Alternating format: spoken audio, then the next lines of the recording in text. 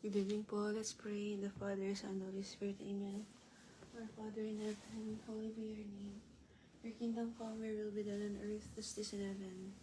Give us this day and forgive us our sins as we forgive those who sin against us.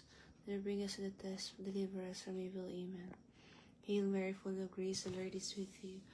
Blessed are you among women, and blessed is the fruit of your womb, Jesus.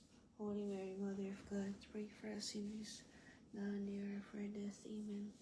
Glory be to the Father, and to the Son, and to the Holy Spirit, as it was in the beginning, is now, and ever shall be, world without end. Amen.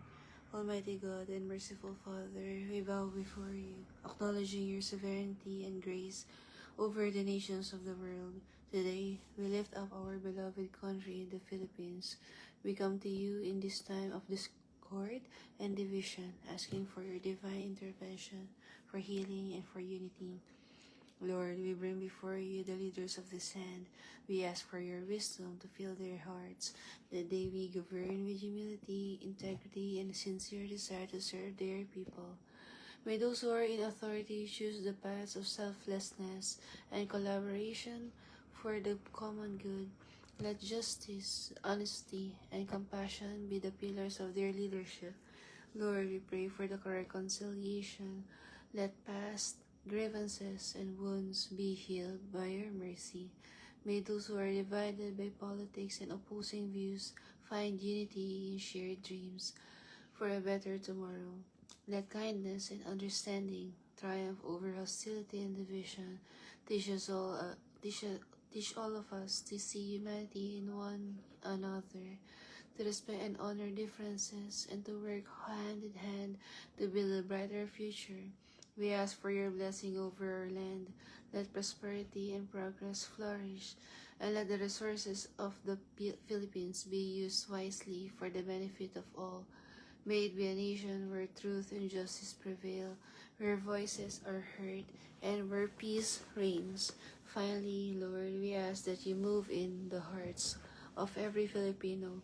Fill us with your courage, resilience, and unwavering faith. May we stand as a bright light of encouragement to the world, united in purpose and love. All this we ask in the mighty name of our most precious Son, Jesus, we pray. Amen. Kasama po sa novena na ito ang mga nag-celebrate na iba't ibang okasyon, yung mga birthdays, anniversaries, victories, at recovery rin po Lord nila Rai and Rain Santos, Leonora Santos, Nestor Silva, Carmen Bautista, Anacito Babon, Humber Pedriña, Sheila Decena, Arlene Villar, Gregoria Blanco, Joseph Paconana, Maria Prang, Clara Boncaje, Saturnino Artamia, Albus Corralo, Andrea Coronado, Jose Agustin Jr., Roland Gonzalez, John Saraza, Elsa Juan, Akira Denise, Myla Navero, Jeffrey Anyura Tumpalan, Maria Hernandez, Bobby Sarosa, Mila Lastimoso, Eserman Pargo, Fortunato Gutierrez, Alicia Lizardo, April Daming, Cyril Bocuetes, Levi Ulitin, Nanay Lalhati, Siyang Inday, and Tatay John, Mel Goodman, Plegon Galeste, Mignonet Lorente. Pasasalamat din po ng Our Father Group at ng kanilang mga pamilya, nila Audes Lu, Danica Rosarina, at prayer for the souls din po Lord nila Bonifacio Hernandez Jr., Vincent Marvel Artamia, Monchito Azucena, at ng iba pong hindi namin nababanggit at yung mga walang nakakaalala.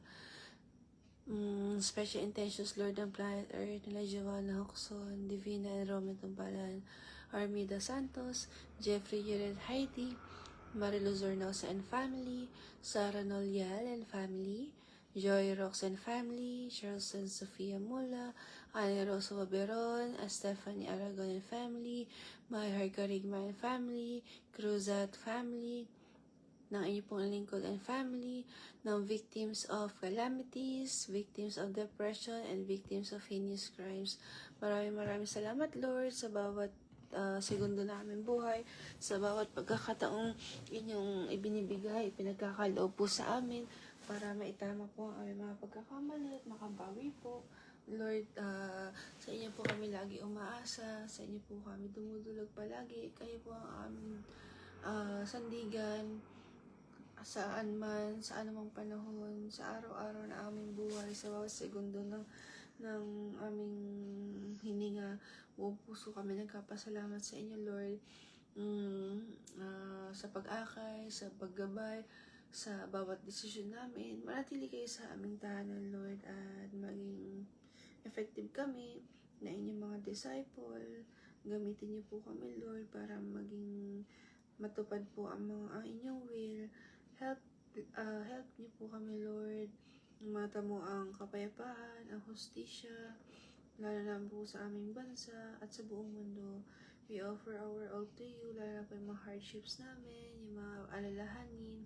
Kayo nang bahala sa amin, sa future ng mga bata. Tinataas namin sa inyo ang lahat. Turuan niyo po kami kung ano pa po ang mga dapat naming gawin para po maging mas payapa, mas maayos ang kanilang kinabukasan. Salamat, Lord. Salamat sa mga biyayang ito at pagyamanin po sana namin ang mga pinagkatiwala niyo sa amin. Heal us, Lord.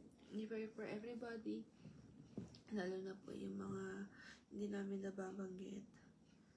Oh my Jesus, forgive us our sins, save us from the fires of hell, and take all souls to heaven, especially those in most of your mercy. God bless everybody. Thank you po sa mga sumabay. God bless, and have a great night. Thank you, Ate. In the name of the Father, Son, and the Holy Spirit. Amen.